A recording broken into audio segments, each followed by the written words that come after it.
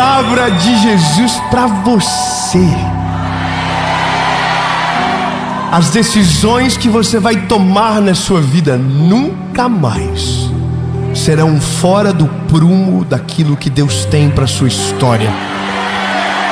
Eu quero que você tire todas as distrações a partir de agora, porque tudo que você vai ouvir tem poder total sobre o seu futuro, sobre o seu destino profético e sobre aquilo que Deus vai fazer na sua história ainda esse ano. Então, meu lindo, prepara o coração. Antes, eu só vou te pedir um favor que eu esqueci. Curte o vídeo, comenta, compartilha, se inscreve no canal, ativa o sininho. Toda a segunda-feira, às 5 horas da manhã, tem uma mensagem de Jesus para você aqui. E em breve haverão novidades. Pode ser fofoqueiro. Mas enquanto essa novidade não chega, eu quero também te deixar um convite para ser parte da nossa associação evangelística. Se você não conhece, eu vou deixar o perfil do nosso Instagram. É o nosso projeto social que ajuda milhares de pessoas através da evangelização, através das circunstâncias de tragédia e caos do nosso país. E eu quero que você seja parte disso. Você pode ser um voluntário, você pode ser um doador, e em breve você vai poder visitar a gente lá em Joinville para ser treinado e enviado para ser um evangelista aonde Deus plantou você. Amém? Então agora vamos pro vídeo.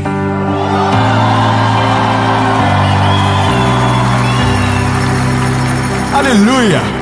Olha, eu vou dizer para você, se tem uma coisa que pessoas normais têm medo, é tomar decisões. Eu vou te falar uma coisa. Sei você, mas tem gente que até no restaurante tem medo de tomar decisão. Você já viu? O que você quer comer? Aí a pessoa fala, decide você. E eu casei com alguém assim. Você escolhe. Vamos pra onde, amor? Você escolhe. Porque nós não queremos o ônus da escolha.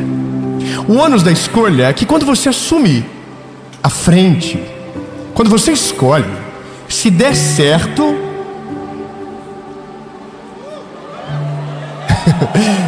talvez o mérito vai ser seu. Agora, se der errado, com toda certeza, mas com toda certeza, quem foi que fez? Foi você. Na hora que o leão está vivo, ninguém quer caçar. Mas quando o leão morre, todo mundo quer uma foto do lado dele. Na vida é exatamente igual. Todas as nossas decisões são pequenos ajustes de leme que mudam a direção da nossa embarcação. Decisões erradas alteram o leme para uma embarcação que vai para um lugar aonde Deus não queria. Só que muitos de nós, para não ter o ônus da escolha errada, não escolhe. E quem não escolhe, alguém escolhe por você. Quem não se posiciona, alguém se posiciona por você. E aí então, você não poderá mais cobrar o resultado de absolutamente nada. Porque quando era para você escolher, você abriu mão da escolha. Você não quis. Quantas oportunidades Deus já mostrou para você. Quantas portas Deus já abriu para você, mas você não quis.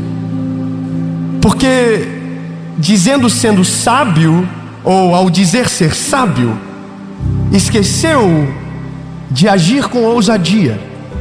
Porque no fim não é só sobre decidir com sabedoria, mas com ousadia. Escreva isso que eu vou te falar para você nunca mais esquecer. Se você decide apenas com sabedoria, há um risco de você ficar estagnado. se você decide só com ousadia, há um risco de você cometer um grave erro. Ou seja, o segredo não está nem na ousadia, nem na sabedoria, mas no equilíbrio delas. Porque se você for sábio e ousado, tudo aquilo que Deus colocar para você viver, você vai ser sábio para fazer com prudência, mas vai ser ousado para se jogar de cabeça pela fé que tem no Deus que te chamou. Então, meu lindo, há uma palavra poderosa sobre nós nesse lugar. E se eu fosse você agora, eu já falava pro irmãozinho do lado: te prepara, amanhã é você que escolhe o que vem para a mesa.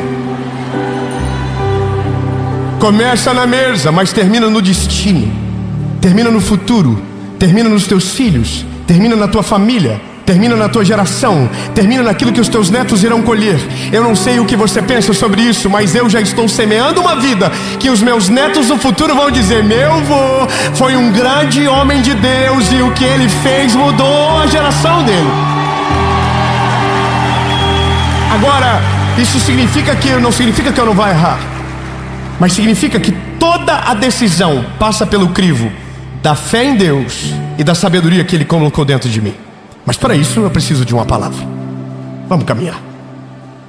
Evangelho de Jesus, conforme escreveu Mateus, capítulo de número 10, versículo de número 16, diz o seguinte: eis que eu vos envio como ovelhas ao meio de lobos. Sede prudentes como as serpentes e puros como a pomba. Eu confesso para você que isso daqui é uma coisa que nos falta muito. Normalmente, ou nós temos muito de um e quase nada do outro, mas dificilmente conseguimos ter os dois na mesma pessoa, no mesmo indivíduo. Quando Jesus está falando isso, Ele está falando para os discípulos dele. Os discípulos dele entrariam nas cidades apregoando a boa nova do Evangelho. O que Jesus estava dizendo para eles é: vocês são como ovelhas no meio de lobos. Vocês são inofensivos, vocês não sabem viver longe do pastor de vocês. Porque isso é uma ovelha. Eu não sei se você já teve a oportunidade de ver uma ovelha de perto. Ovelhas não são animais agressivos. Ovelhas são animais extremamente dóceis. Eles não se defendem. Uma ovelha, o abatimento de uma ovelha dá dó. Ela não esperneia, ela não foge, ela fica. E isso é o que Jesus diz que somos. Porque de fato nós não somos nada sem o nosso pastor. Só um aleluia. Eu vou dizer de novo para ver se alguém entende o que eu acabei de dizer e concorda comigo. Você não é nada sem o seu pastor. Não importa se você é rico, não importa se você é pobre, não importa a sua família, não importa o quanto você estudou. No fim lindo, Tiago 4,14 diz: o que é pois a vossa vida? Senão um vapor que aparece e logo desaparece. Somos passageiros. Somos tão destrutíveis, destrutíveis, acho que é certo. Destrutíveis no sentido de ser destruído, que um vírus matou um monte de gente agora há pouco. Até dias atrás a gente estava escondido dentro das nossas casas com uma máscara por causa de um vírus invisível que nós que inventamos a AI, o carro elétrico, o computador, a internet, a eletricidade, o ar-condicionado, que hoje não está tão bem. Nós estávamos escondidos dizendo: oh meu Deus, não pega nós. Por quê? Porque somos isso. Só que quando a Bíblia diz que nós estamos sendo enviados para o meio de lobos, está dizendo: vocês estão sendo enviados para um lugar onde lobos destroem ovelhas, aonde lobos migalham ovelhas. A prova disso é o que nós estamos vivendo agora nesses dias. Está cheio de gente indo com um pensamento inocente, porque não entendeu a crueldade que está por trás, que não entendeu o mal que governa por trás disso. E estão indo inocentes, ó céu, ó vida, ó azar. Não sabem que o diabo está os aguardando para os destruírem. Quantos nesse carnaval não voltarão para suas casas? Eu não estou falando contra a cultura de um povo, estou falando contra o pecado de um povo. Quantos vão se perder? Quantos perderão família? Quantos? E alguém diz: não, Dave, não é bem assim. Pois é, Jesus já havia dito: nós somos enviados como ovelhas no meio de lobos. Só que a Bíblia também diz que nós temos que ser prudentes como as serpentes, mas não devemos deixar de ser puros então como as pombas. Jesus está dizendo que dentro de nós precisa ter astúcia e pureza, precisa ter malícia e bondade. Como assim malícia, David? Malícia para enxergar o mal e fugir dele. Porque se a gente só for puro, a gente vai dizer: não, é todo mundo bonzinho, todo mundo quer o meu bem. É até o momento que você estiver sendo tragado pelo mal. Quando Jesus está dizendo isso para os discípulos, Jesus está dizendo para mim e para você: vocês precisam saber que vocês estão indo para o meio do campo inimigo. Eles não amam vocês, eles odeiam vocês. Vocês não são caçadores, vocês são caça. Mas eu tenho uma palavra para você: se você for prudente como uma serpente, você não cairá em armadilhas, você não vai tomar decisões equivocadas, você não vai entrar em golpe, você não vai cair em ciladas. E se você for puro, você não vai tratar o bem como se fosse o mal. Você vai discernir aqueles que são daqueles que não são, e o seu coração vai se manter puro, e você não vai fazer com que o bem pague pelo mal. Entende? E aonde que entra decidir com sabedoria? Porque decidir passa sempre por duas coisas: pureza e prudência. Sempre passa por isso. Nós às vezes entendemos que algumas decisões não valem a pena ser tomadas, porque nos colocam no lugar onde a gente perde o controle de tudo. Eu vou te falar uma parada e talvez isso vai incomodar um pouco, mas você sabia? Que delícia falar isso, que é tão bom. Você sabia que para viver o sobrenatural de Deus, a primeira coisa que você tem que perder é o controle? Não, você não pegou, eu vou dizer de novo. Meu lindo, se você quer ter uma vida normal, se você quer ter uma vida comum, se você quer ter uma vida normalzinho, de boa, a planilha vai dar certo, o organograma vai fechar, vai dar tudo bonitinho, sempre a conta fecha no final. Agora, se você quiser ter uma vida extraordinária, sobrenatural, aonde nada fecha a conta, ainda onde tudo é sobrenatural e diferente, você vai ter que aprender a perder o controle e dizer: Jesus, eu não entendo nada, eu não consigo compreender aonde o Senhor está me levando, mas eu sei que o Senhor está no controle, portanto pegue o controle e faça de acordo com aquilo que o Senhor quer. E aí então a gente descobre o extraordinário. Nós só não vivemos o extraordinário porque estamos agarrados no controle. Porque a gente diz: não, Jesus, não, eu estou sendo sábio.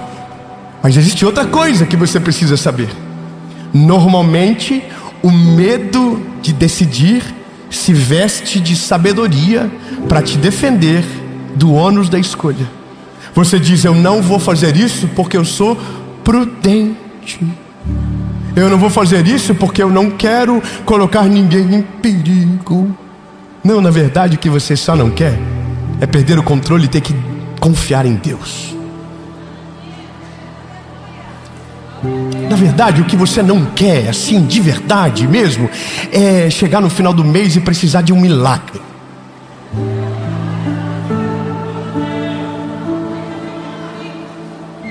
Na verdade o que você não quer de fato é ter que pedir oração por algo que não precisava, mas porque você deu um passo de fé, vai ter que ter fé até o final para ver realizar. Na verdade a sua medida de fé está tão pequena e atrofiada que você não quer ousar viver o sobrenatural, porque não acredita que o Deus que proveu hoje vai prover amanhã, que o Deus que faz o milagre hoje tem o poder para fazer amanhã, e depois de amanhã, e depois de amanhã, e depois de amanhã, até que Ele venha.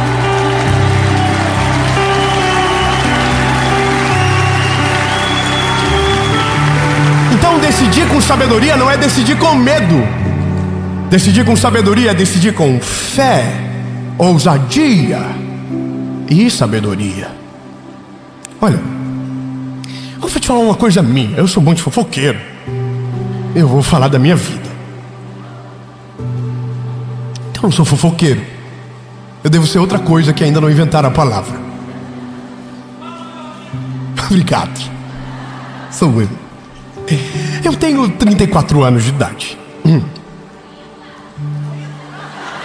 Tá vendo? O inimigo se levantou aqui agora, viram? Ainda? E gente, eu sei que vocês estão pensando, mas não parece? Fui cortar o cabelo essa semana. Os cabelos brancos estão ali. Coisa mais linda. A esposa disse que está lindo. Não é para rir, irmão, é para celebrar. Quando ela estiver gostando, ficarão ali. Mas a gente perdão, Jesus, estou entrando demais, pessoal. Mas eu tenho 34 anos hoje, e o que eu vivo hoje, eu não consigo me acostumar. Eu estou aqui pregando para vocês, falando de Jesus.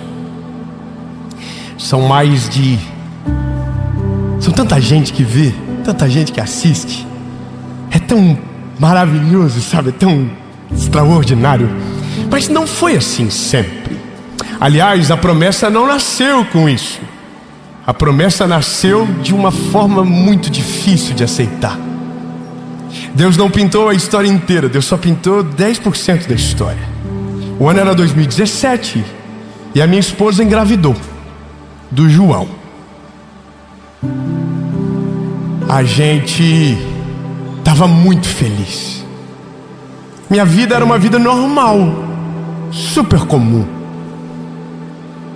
Eu trabalhava numa rádio, eu ganhava um salário por mês, era a minha segurança. Minha esposa trabalhava também, ganhava um outro salário e era a nossa segurança. E eu pregava em algumas igrejas, e aquilo era uma bênção de Deus sobre a nossa vida. As pessoas usavam ofertas às vezes não davam, e essa era a nossa realidade. Chegou um determinado momento que a gente foi pregar fora, fomos para os Estados Unidos pregar. E lá nesse lugar, o meu amigo, que hoje é como se fosse o avô dos meus filhos, falou para mim: rapaz, Deus colocou no meu coração para que vocês venham ter o João aqui. Não é sobre vocês, é sobre ele. É alguma palavra que Deus tem para ele. Aí eu prontamente, porque jamais estava preparado para ousar, eu disse: não, pastor, muito obrigado, não quero. Volto para o Brasil e vou fazer os exames com a Paula. Fazemos os exames, começamos o pré-natal. E estava tudo tão legal, porque já ia nascer no hospital que eu nasci. E estava tudo dentro do meu controle. Oh, como é bom controlar. Como é bom controlar, como é bom. Mas um dia eu estava dentro do meu carro dirigindo, e o Espírito Santo falou comigo: eu não quero que o João nasça aí. Eu tenho um plano com ele. Irmão, eu sou um pouquinho crente. Comecei a chorar na hora e falei para Paula: amor, Deus está falando comigo que é pro João nascer lá. Aí a minha esposa falou o quê? Como? Não tinha um pinto para dar água. Eu trabalhava numa rádio onde eu precisava estar lá todo dia. E aí, irmão, eu fiz 3 provas com Deus. Eu falei: vou fazer uma prova com Deus então. Falei: amor, vamos fazer o seguinte. Primeira coisa, vamos ligar pro pastor e pra pastora. Porque às vezes alguém diz: vem na minha casa, mas não é tão vem assim. Não é verdade? Não é assim? Todo mundo, às vezes que você fala assim: vamos lá em casa. Aí você: tomara que não, Senhor Jesus, tem misericórdia. Às vezes é assim, não é verdade? Vamos marcar, tomara que não. Aí a gente ligou pra ele. Primeiro ligamos pra ele. Aí a gente falou assim: olha, nós estamos orando para quando a gente falou, eles começaram tudo a chorar. Eles falaram: vocês vão vir e tal. Começaram a comemorar.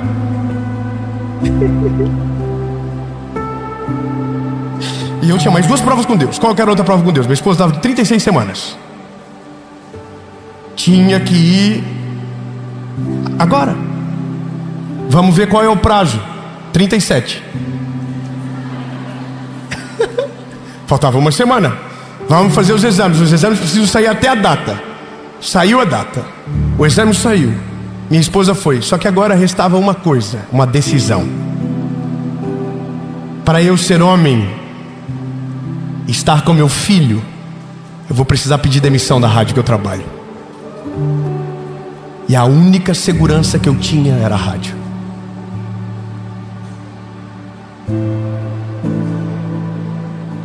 Você entende? A gente era um casal novo e todo mundo dizendo que a gente estava tomando a pior decisão da nossa vida. E eu fui lá na rádio, sentei na mesa do meu diretor. Eu tinha um programa da 1h às 5h todos os dias chamado Louvor Maior. Eu disse: eu queria tanto que o senhor me demitisse, porque eu não tenho coragem de pedir a conta. E ele falou: então eu vou te demitir. Nunca foi tão fácil. Eu queria que ele pelo menos fizesse um doce dizendo: não, fica. Mas ele falou: não, você vai sair então. Eu fui para os Estados Unidos e eu não tinha mais para onde voltar. Eu tinha só 10 mil reais, que era a minha saída da rádio, para pagar as contas e voltar. Lá nos Estados Unidos Deus nos deu tudo. Os pastores nos abençoaram. E sabe do que eu não sabia? Eles estavam para se divorciar. E enquanto nós estávamos lá dentro da casa deles, o Senhor restaurou o casamento deles.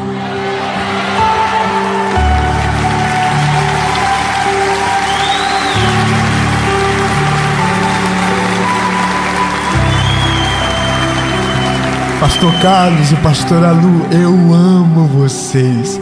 Vocês são a minha família e eu nunca na minha vida vou me esquecer o que vocês fizeram por mim, pela minha esposa e pelos meus filhos. Nunca vou me esquecer.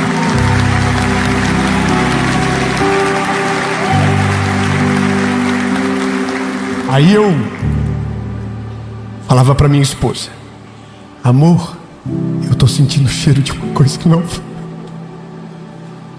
Eu não sei o que Deus vai fazer, mas Deus vai fazer alguma coisa nova. E isso era outubro, antes de ir para os Estados Unidos. Eu dizia: você está sentindo o cheiro, amor? E ela dizia: não estou. Eu falei: olha só, é um cheiro de algo novo. Isso era 2017. 2018 nós voltamos para o Brasil. Eu gravei a primeira série do YouTube, chamado Direção. E naquele mês de fevereiro de 2018, Deus mudou toda a nossa vida. E nunca mais as coisas foram iguais. O que eu quero dizer para você, meu lindo, é que vai ter um momento da sua vida que Deus vai te dar uma porta. Aí você acredita se você quiser. Você recebe se você quiser. Você crê se você quiser. Não tem problema. Ah, David, eu não quero. Eu quero viver assim para sempre. Então tá tudo bem. O problema é só seu mesmo. Não tem problema. Mas vai ter um dia que Deus vai te mostrar uma porta. E essa porta vai ser extraordinária. Haverá uma colheita extraordinária. Mas para você entrar por essa porta, você vai ter que ter fé. Você vai ter que abrir mão da sua razão. Você vai ter que perder o controle com toda certeza. Mas você, se tiver sabedoria e ousadia no espírito e fé para viver, você entrará por essa porta. E essa porta vai mudar toda a sua história, toda a sua geração, toda a sua realidade. E no nome de Jesus, tudo aquilo que um dia alguém disse para você que se chamava milagre, vai se tornar parte da sua rotina. Você vai viver milagres de segunda a segunda, no nome de Jesus.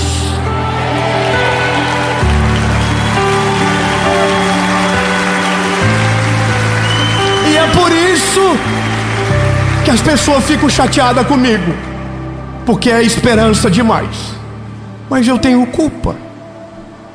Se eu vivo isso, eu tenho culpa. Se eu sei que Deus pode, porque vejo na prática, eu tenho culpa. Se é isso que acontece na nossa casa, se é isso que acontece nas famílias, se é isso que eu vejo todos os dias Deus curar, eu vejo todos os dias Deus abrir portas, mas eu vejo todos os dias covardes não entrarem por portas porque estão querendo permanecer com o controle na mão.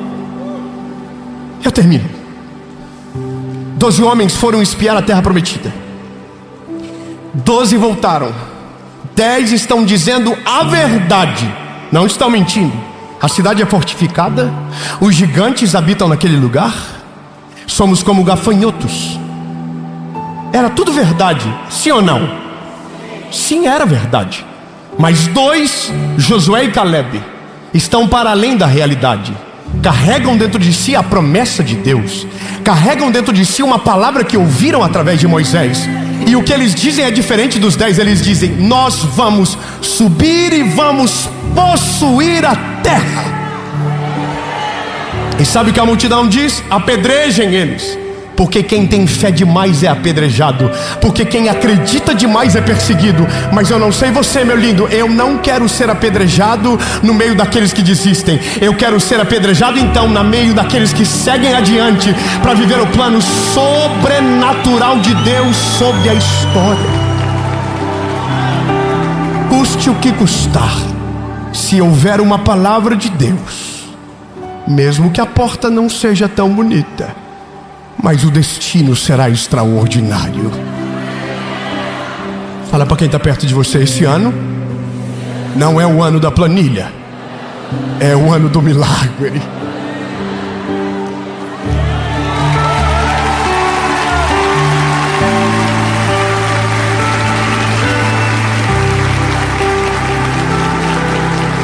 No dia que você aceitar abrir mão do controle da sua história e colocar na mão do Senhor, e deixar Ele decidir por você, deixar a palavra dEle ser o norte da sua caminhada, você vai entrar num período da história que talvez nunca ninguém na sua geração entrou. Nem avô, nem bisavô, nem pai, nem mãe, nunca viveram. Mas essa porta estava lá há gerações. Mas até você chegar, nunca ninguém ousou viver o sobrenatural. Nunca ninguém ousou entregar o controle total da história. Mas agora em você será diferente. Aleluia! E eu quero declarar no nome de Jesus que esse é o ano aonde o sobrenatural de Deus vai se manifestar sobre a sua vida. A provisão vai cair como chuva abundante, e o favor vai ser derramado sobre você e sobre a sua casa. E aquilo que era ilógico vai ser chamado de milagre sobrenatural. E quando tudo passar, a loucura vai ser um testemunho do favor de Deus sobre você. Se a porta se abrir e Deus te chamar, corra por essa porta, que Ele já preparou a sua chegada. No nome de Jesus.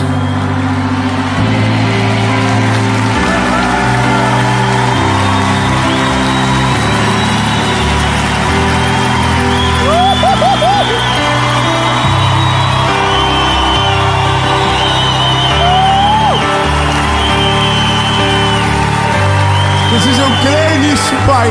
Eu creio nisso, Jesus. Eu não estou falando só para os meus irmãos, eu estou falando para a minha casa, eu estou falando para o meu casamento, eu estou falando para o meu ministério, eu estou falando para a associação, eu estou falando para tudo aquilo que o Senhor colocou na minha mão.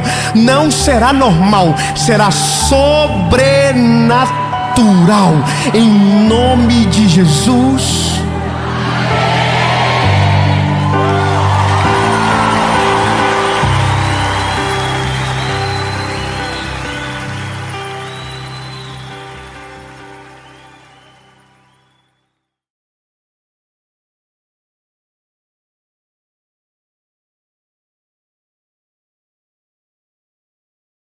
Eu quero que você, por gentileza, abra sua Bíblia comigo no Evangelho de Jesus, conforme escreveu Mateus, capítulo de número 9.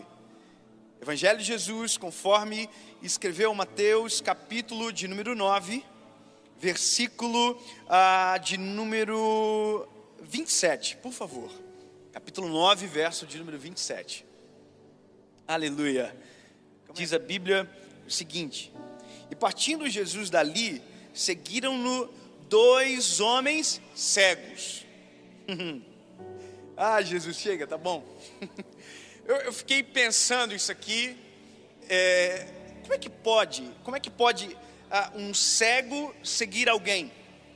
Não sei se você já ouviu alguma vez na vida alguém dizer que quando se perde um dos sentidos, se aguça outros sentidos.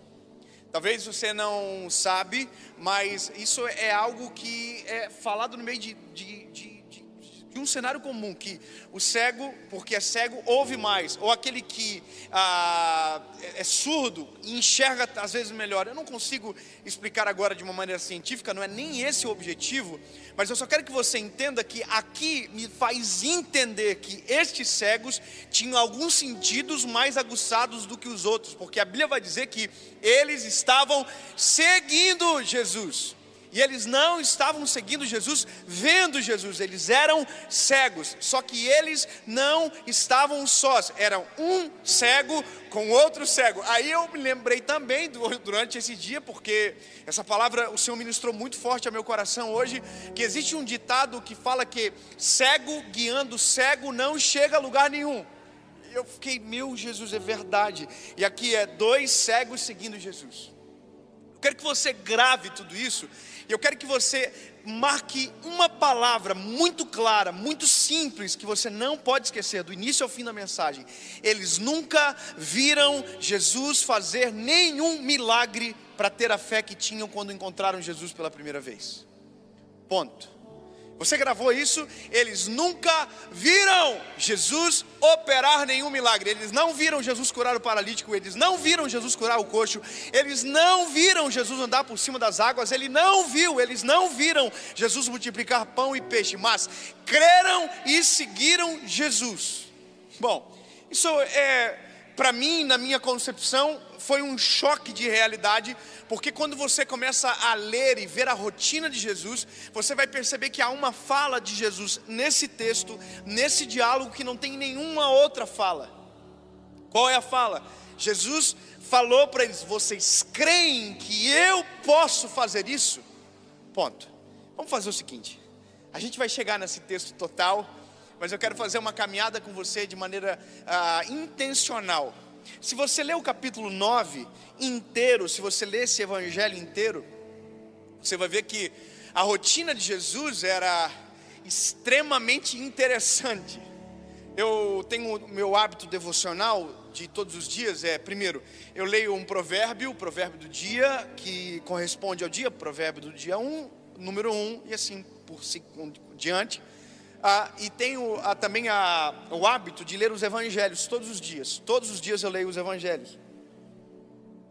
Afinal de contas, a nossa fé, ela é em Jesus. Então, todos os dias eu gosto de ler algo sobre Jesus, de, entrar nas histórias de Jesus. E eu, quando li o Mateus capítulo 9, eu me lembrei de algumas coisas que eu vi pessoalmente lá em Israel.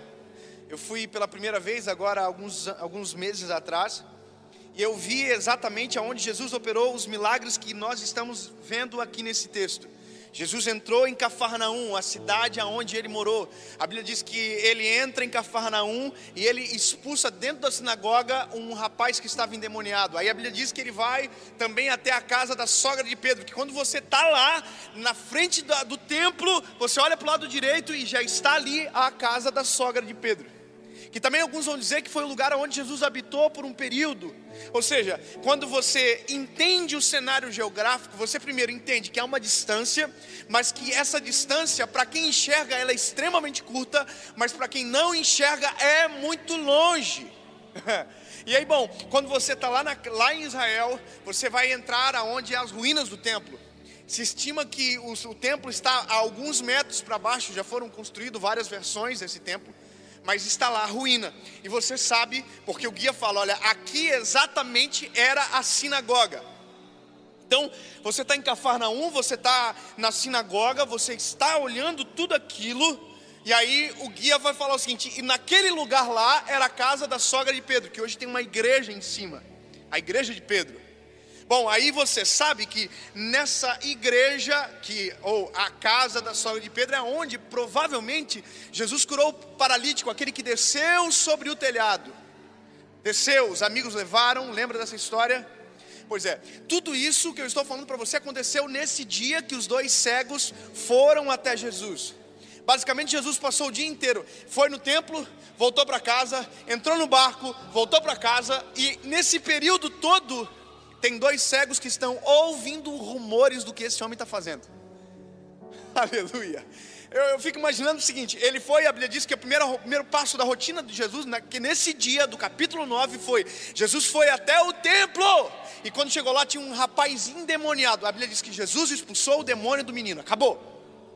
Bom, você imagina que os fariseus ficaram tudo assim, o que esse homem pensa que é? E aquela confusão, você tem que imaginar que a fofoca já comia solta desde aquela época. Um falando pro outro, gente do céu, veio um homem aqui e ele expulsou aquele menino que estava endemoniado há anos. E estava todo mundo, meu Deus, quem que é? Aí alguém provavelmente disse, ele está no outro lado da rua.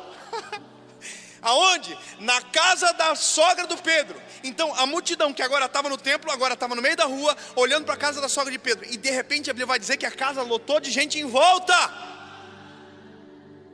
Eu quero que você entenda, nós amamos ver milagres. Nós amamos ver milagres.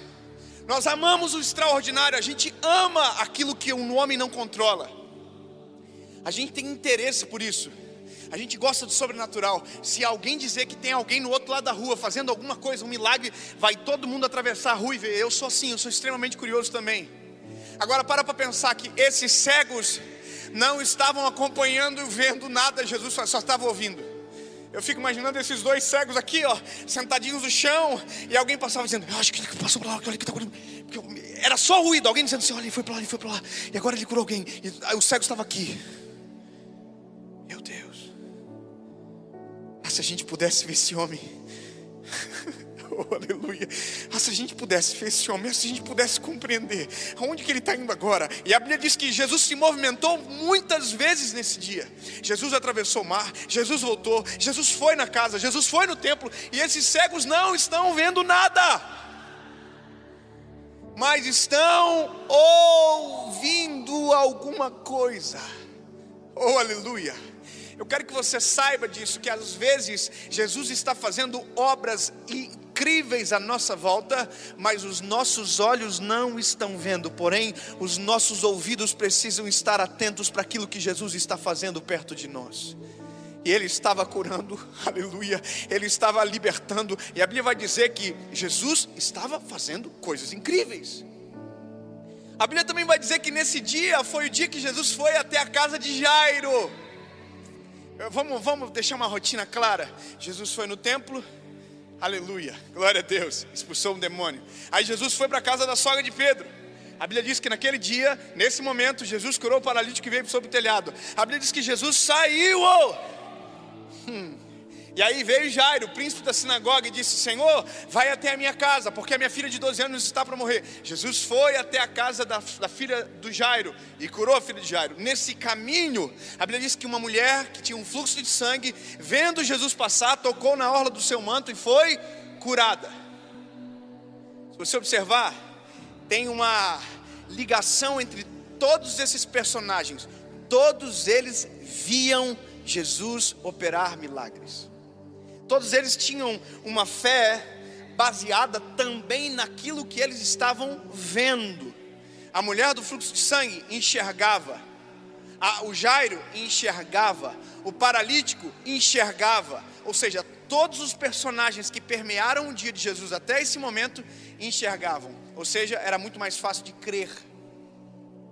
Convenhamos, irmãos, a gente é movido por aquilo que os nossos olhos veem. Nós somos movidos, a nossa fé ela é exercitada e ela é expandida quando os nossos olhos veem Jesus fazendo alguma coisa. A pergunta é, e quando os nossos olhos não veem, o que a gente faz? E quando os nossos olhos não enxergam o favor, o que é que a gente faz? E quando os nossos olhos não contemplam, o que é que a gente faz? E quando a gente não sente a presença dele, o que é que a gente faz? E quando os nossos ouvidos não ouvem a voz dele, o que é que a gente faz? Sabe o que a gente faz? Na grande maioria das vezes, a gente desiste de tudo. O fato de você não ver não significa que ele não esteja fazendo alguma coisa. O fato de você não sentir não significa que ele não esteja presente. O fato de você não ouvir não significa que ele não está falando. Oh, aleluia! Nós somos movidos normalmente por estímulos externos. Nós precisamos ver, nós precisamos tocar, nós precisamos sentir o cheiro, nós precisamos sentir o toque. Mas nem sempre ele toca, nem sempre ele tem o cheiro que a gente espera, nem sempre ele se apresenta da forma que a gente tenta sentir. O que eu quero que você entenda é que esses cegos nos ensinam de uma maneira poderosa que aquilo que os olhos não vê, o coração tem que estar disposto a enxergar. Oh, aleluia! Aquilo que os nossos olhos não contemplam, a nossa fé precisa aprender a enxergar. Ei, mas pastor, eu não estou vendo nada acontecendo na minha vida agora. O sangue de Jesus tem poder, Ele está fazendo algo ao teu favor. Se os teus olhos não enxergam, pelo amor de Deus, a sua fé em Jesus tem que começar a entender e ver. Aleluia. Eu fico imaginando os dois cegos sentados no chão. E que pena que não dá para andar muito, porque a minha vontade é andar bastante aqui. Mas eu fico imaginando o cego aqui, ó. Eu acho que ele foi para lá agora. Para lá onde? Para lá. Para onde? Para lá, ué. E agora? Agora ele foi para o templo. Para onde é o templo? O templo é para lá, ó. Para lá onde? Para lá. E agora ele foi para a casa da sogra do Pedro. Onde que é a casa da sogra do Pedro? Não sei. Mas como nós vamos chegar até ele? Aí a Bíblia vai dizer que esses cegos começaram a seguir Jesus. Bom, eles não viam, mas estavam ouvindo Jesus. Provavelmente eles devem ter ouvido algum sermão. E as pessoas à volta estavam falando de Jesus. Olha, Ele curou, Ele acalmou a tempestade. E esses cegos que nunca viram começaram a ver. Não entendi, pastor, eu vou dizer novamente. Esses cegos que nunca viram começaram a ver. Mas eles não estão curados. Não, ainda não estão curados, mas já estão vendo.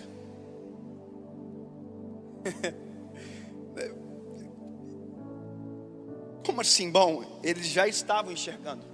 Eles já estavam enxergando Jesus da forma que talvez muitos daqueles que estavam no meio da multidão vendo não estavam enxergando. Esse homem pode fazer um milagre em mim. Ponto. E é só isso que Jesus precisa. Jesus precisa que a gente enxergue nele aquilo que a nossa fé nos permite enxergar. Às vezes os nossos olhos não alcançam, mas a nossa fé precisa enxergar. Talvez você pode achar engraçado o que eu estou falando, o que eu vou falar aqui agora. Mas eu me lembro que no final do ano de 2019 para 2020 eu gravei um vídeo dizendo que 2020 seria melhor do que o ano de 2019. Ai, Jesus, que engraçado, porque eu recebi esse vídeo esses dias e alguém disse assim: uai, pastor, você não disse que 2020 seria melhor do que a gente imaginava? E olha o que está acontecendo desde o começo do ano. E vírus, e agora o gafanhoto, e aí a treta não parou até agora. O que é isso? O que o Senhor viu que a gente ainda não enxergou? Onde está o bom nisso tudo? Entende que às vezes não é os nossos olhos que enxergam, é o nosso coração que enxerga. Eu quero dizer para você o que eu estou enxergando nesse tempo. Eu estou enxergando Deus salvando milhares e milhares de famílias dentro de casas agora. Eu consigo ver, sim, eu estou vendo pais que estão pedindo perdão para os filhos, filhos que estão pedindo perdão para os seus pais, relacionamentos que estão sendo reestabelecidos, porque de repente os nossos olhos não estão vendo nada lá fora, mas Deus está fazendo algo aqui dentro. Deus está fazendo coisas extraordinárias nesse período e os nossos olhos não estão vendo. Mas enquanto os nossos olhos não enxergam, o nosso coração precisa estar apto a enxergar. Sabe qual que é o problema? É porque às vezes quem anda com a gente não tem a mesma visão que a gente tem. Às vezes quem anda com a gente não tem a mesma visão que a gente tem. E às vezes essa visão é só a fé, não é os nossos olhos. Sabe, o que eu amo do cego é que o cego tem outro cego para ver com ele aquilo que ele também não estava vendo. Meu Deus. Imagina, o cego para o cego. E aí? Está vendo? Nada não. Mas está crendo? Tô. Oh, aleluia. Você está vendo Jesus? Não. Também não. Mas o que está acontecendo? Estou sentindo que esse homem pode mudar a nossa realidade. Oh, aleluia. Mas você sabe para onde ele está indo? Não, mas se a gente levantar e seguir o rastro da voz, a gente vai chegar onde ele está. Eu quero te dizer, menino, você precisa de um cego junto com você às vezes. Você precisa de um maluco na mesma proporção que você. Sabe, você precisa de alguém que enxerga aquilo que ninguém enxerga, mas que você está enxergando pela fé. Porque gente, quando anda com gente maluca que tem fé, começa a ter uma fé que nunca teve antes, e por isso vive milagre que nunca ninguém experimentou.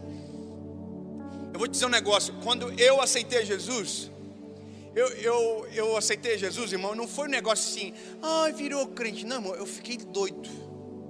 Eu não era mais normal. Eu provocava o tempo inteiro os céus ao meu favor. Irmão, se eu dizer para você as coisas que eu vivi, você vai dizer assim, mentira, mas é verdade. Eu já vivi coisas com o Senhor que eu enxerguei antes de enxergar, e vi com os meus olhos Deus fazendo, porque consegui ver antes de ser a realidade. Eu me lembro de quando eu trabalhava de vendedor de embalagem para o meu pai.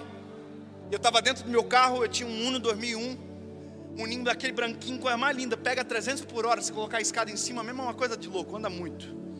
Eu estava aqui na estrada, irmão, e de repente, ele tinha vida própria, o capô levantou e fez assim, pum, bateu no vidro. A BR, irmão, 100 por hora, bateu assim, puf, eu freiei o carro. O sangue de Jesus tem poder. Saí do carro, saí do Uno, irmão, fui lá, baixei o capô ficou igual um gato arrepiado assim. Baixei, travei o capô, falei, vamos embora. E eu dentro do carro, irmão, aqui, ó, glórias a Jesus, aleluia. Eu estava, irmão, é isso que às vezes um cego tem e a gente não consegue enxergar aquilo que a razão não mostra. Eu estava aqui, glória a Jesus, eu creio que o Senhor está me livrando de alguma coisa, Senhor, eu creio que o Senhor está fazendo alguma coisa. Irmão, e o capô estava lá igual um gato na frente. Eu aqui na BR andando, irmão, despencou uma chuva de repente, do nada. Fui ligar o limpador do para-brisa. Quando o capô veio, quebrou o limpador. Não tinha limpador, chuva que Deus mandava e o capô que nem um gato. Sabe o que eu fiz?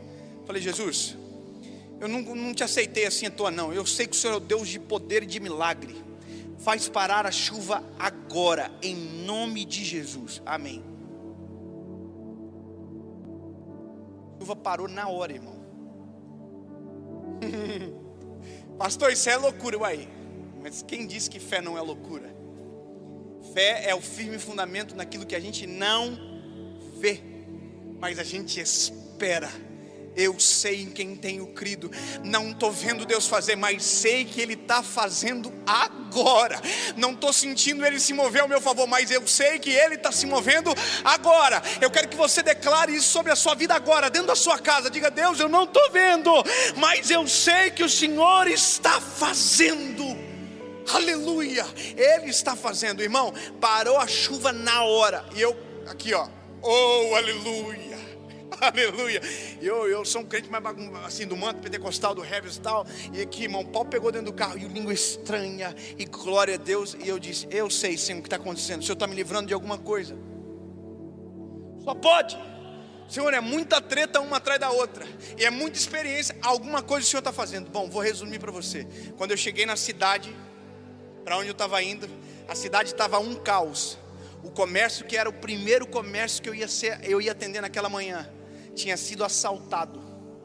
Foi colocado arma na cabeça de todo mundo. Renderam todo mundo. Roubaram todo mundo. E eu, irmão, eu não fui roubado porque eu cheguei atrasado. Eu não fui roubado por coisa de alguns minutos. Exatamente os minutos que eu parei para arrumar o capô. Exatamente o minuto que eu parei para orar. Exatamente aquele tempo que eu estava precisando de socorro. Deus já estava me socorrendo. E os meus olhos não estavam enxergando nada. Mas Jesus já estava fazendo algo do outro lado. Você consegue entender que loucura? Sabe, quando a rotina de Jesus, ela vai acontecendo, você vai acompanhando, você vai vendo a filha de Jairo ressuscitando, você vai vendo a mulher do fluxo de sangue sendo restaurada, o paralítico que foi perdoado e foi curado. Mas agora, irmão, tem 2 cegos que nunca viram Jesus fazer nada disso, indo até Jesus pedindo para que Ele fizesse um milagre por eles. E eu gosto da reação de Jesus, porque Jesus olha para eles e pergunta isso aqui, olha, só para você entender, Jesus voltou para casa. E eles entraram até a casa de Jesus. Aí Jesus perguntou para eles: vocês creem que eu posso fazer isso? De verdade, irmão, nesse tempo que a gente está vivendo, que talvez aconteceu muita coisa na sua vida, talvez você pode ter perdido o emprego, talvez alguém da sua família se foi, alguma coisa está acontecendo de muito tenebroso e que os teus olhos não estão vendo. A pergunta é: você crê que Jesus pode fazer algo a seu favor hoje? Você não está vendo nenhuma possibilidade. A pergunta é: você crê que Jesus pode fazer algo a seu favor hoje? Pastor, eu perdi o emprego. Você crê que Jesus pode fazer algo em seu favor hoje? Pastor, eu perdi alguém da minha família. Você crê que Jesus pode fazer algo a seu favor hoje? Pastor, faz anos que eu não sei o que é sentir a presença dele. Você crê que Jesus pode fazer em seu favor algo hoje? Pastor, eu nunca vi nenhum milagre acontecer. Você crê que Jesus pode fazer algo em seu favor hoje? Pastor, eu nunca vi nada acontecendo de sobrenatural. Você crê que Jesus pode fazer algo em seu favor hoje?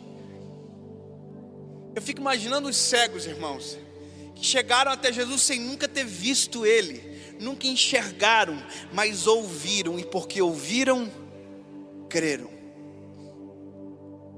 Jesus perguntou: vocês creem que eu posso fazer isso, irmão? Vocês creem ou não?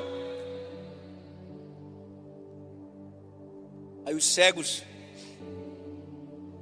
falaram para Jesus: sim, Senhor. Então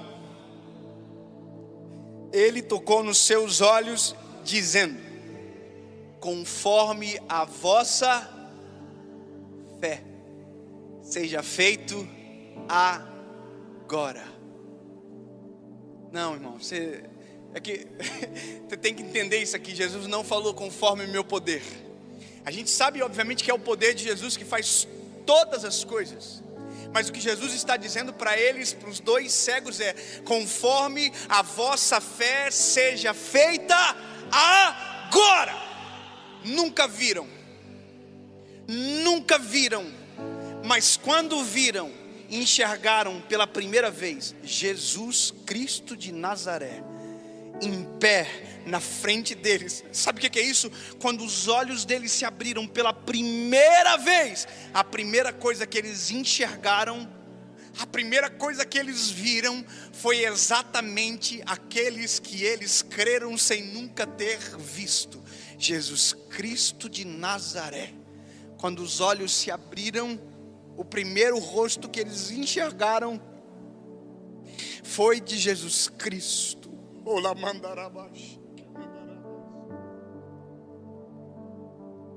Os olhos se abriram, Jesus estava na frente deles. Era mais ou menos Jesus dizendo: vocês creem? Então a partir de agora vocês começam a me ver. Sabe o que é isso? Nós precisamos, antes de ver, crer. E quando a gente crê, a gente começa a ver. Eu quero dizer uma coisa para você que está em casa agora nos assistindo. A gente está vivendo um período extremamente difícil da humanidade. Não é só no Brasil, não é só no Rio, não é só na sua cidade, não. É na vida de todo mundo. Tem algumas coisas acontecendo que a gente não gostaria que tivesse acontecendo. E talvez os teus olhos não estão vendo, mas se você crer, os teus olhos passarão a ver aquilo que Deus está fazendo em seu favor. Eu quero que você entenda, eu quero que você compreenda uma coisa. Às vezes é que esses dois cegos era para viver uma vida terrível para sempre, porque eles não eram testemunhas oculares de Jesus. Irmão, a mulher do fluxo foi curada, a mulher do fluxo de sangue foi curada, mas eles não viram. A filha de Jairo ressuscitou, mas eles não viram. O rapaz que estava endemoniado foi liberto, mas eles não viram. Jesus morava perto, mas eles não viram. Jesus estava passando na frente, mas eles não viram. Mas quando sentiram que era a hora, enxergaram aquilo que ninguém enxergou. Jesus diz o seguinte para eles: olha, seja feito conforme a vossa fé. Aí a Bíblia, Mateus conta: e os seus olhos foram abertos. E Jesus disse a eles: vede para que nenhum homem saiba disso. Mas eles saíram e espalharam a fama de Jesus por toda a terra. Sabe, é um esforço de Jesus estranho isso aqui. Se você ler todos os episódios onde Jesus curou alguém, Jesus pediu para que aquilo não fosse falado. Quando Jesus cura a mulher do fluxo de sangue, Jesus diz: vai em paz, vai para tua casa, não conta para ninguém. Quando Jesus levanta a filha de Jairo, parece que Jesus o tempo todo está dizendo para vocês: ei, não conta para ninguém, não conta. Engraçado que a gente fala do testemunho, a gente testemunha, mas Jesus diz: não conta. Jesus, porque ele livrou um amigo meu da morte. Mas aonde estão as tuas histórias com Jesus? Aonde estão as tuas histórias? Veja, às vezes os nossos olhos estão vendo Jesus passar na nossa frente, para lá e para cá, mas a nossa fé nunca se moveu em ir até Ele. Às vezes, meu lindo, o seu coração já sentiu a presença dele centenas de vezes, mas você nunca se moveu em viver algo sobrenatural, porque os seus olhos veem, os seus ouvidos escutam, mas a sua fé ainda não foi suficiente para provocar um milagre na sua vida. Você precisa de algum estímulo. A Bíblia vai dizer que esses cegos não precisaram de um estímulo visual. A Bíblia diz que a única coisa que eles precisavam, eles tinham fé. Fé que Jesus poderia curá-los, e eles foram curados por Jesus. Eu quero caminhar para o final dessa palavra. Eu quero que você, ao final disso tudo, que você comece a ver aquilo que os teus olhos nunca enxergaram até hoje. Eu quero que o seu coração comece a sentir aquilo que talvez você nunca sentiu até hoje, junto com seus pais, junto com seus filhos. Feche os olhos, feche os olhos, feche os olhos. Você vai fazer o exercício de cegueira agora. Aleluia. É por isso que todas as vezes que a gente ora, a gente fecha os olhos. Porque quando os nossos olhos da carne se fecham, os olhos do nosso espírito se abrem, e a gente começa a enxergar aquilo que já está preparado no reino dos céus para nós. Oh, aleluia. Oh, aleluia, aleluia, aleluia, aleluia. Ó, enxerga comigo, pastor. A notícia está dizendo que os empregos irão acabar, o desemprego vai aumentar de maneira absurda. Então agora feche os olhos, feche os olhos. Eu quero declarar em nome de Jesus que não faltará emprego na sua casa. Eu quero que você declare comigo: Jesus, não vai faltar trabalho na minha família. Não vai faltar trabalho, Senhor Jesus. Não vai faltar prosperidade, não vai faltar o teu cuidado. Comece a enxergar de olhos fechados. Aleluia. Pastor, mas tem muita gente na minha empresa sendo demitida exatamente nesse mês agora. Começa a declarar sobre você: Jesus, eu creio, Senhor, que o meu trabalho será preservado, e que se eu sair desse lugar, Jesus, o Senhor está preparando coisas maiores e melhores para mim. Começa a crer isso. Olhos fechados, mas com o espírito aberto para ver aquilo que Deus está fazendo ao seu favor. Oh, aleluia.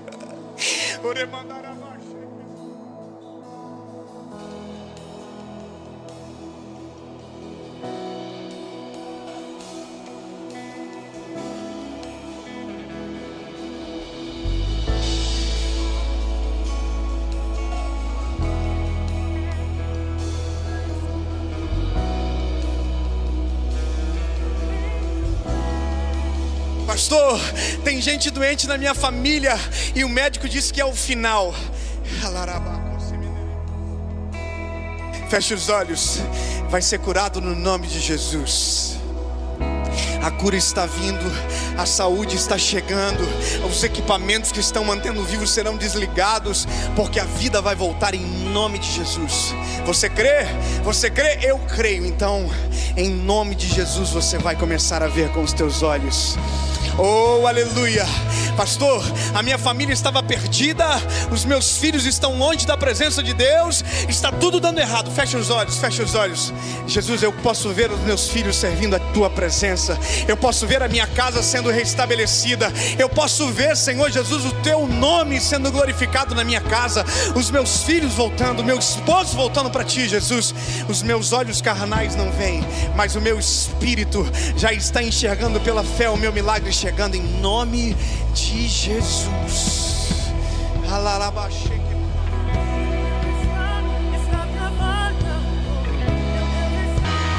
Escute, qual câmera que tá? Qual câmera que tá? O que eu posso ver? Deixa eu olhar bem pertinho de você. Quero olhar nos teus olhos para te dizer isso aqui. Felipe, vem para cá, meu lindo. A gente não via e agora a gente está vendo, mas antes de ver a gente enxergou. Como assim? Pega para nós. Imagina o cego assim: ei, a gente nunca viu ele curar, A gente nunca viu ele ressuscitar ninguém. A gente nunca viu ele fazer. A gente nunca viu ele andar sobre as águas. Mas a gente sabia que ele andava, a gente sabia que ele curava, a gente sabia que ele fazia, e por isso a gente viu antes de enxergar. Aleluia. Irmão, crente é assim. Se não for para ser assim, não vale a pena ter carteira de crente, irmão. Nós temos que ver aquilo que ninguém enxerga. A gente tem que aprender a amar aquilo que ninguém ama. A gente tem que aprender a fazer aquilo que ninguém faz. Eu creio. Sabe qual é o nome da minha série, Felipe? Final da Tempestade. Vou gravar agora, quarta-feira. Mas a tempestade ainda não acabou. Acabou. Para mim já acabou. Eu já estou vendo, mesmo que os meus olhos ainda não estão enxergando. A tempestade acabou. Te digo mais, já sinto brisa do final de tempestade.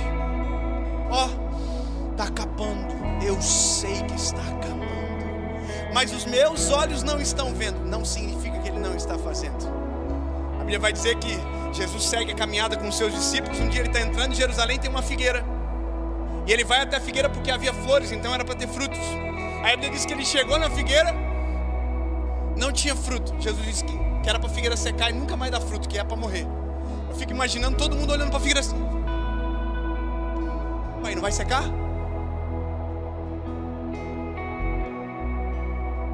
A figueira não secou na hora não. Mas Jesus falou, pois é, mas imagina Pedro aqui, vai, quero ver. Nunca vi uma árvore secar ao vivo? Não aconteceu nada, Jesus já estava acontecendo dentro daquela figueira.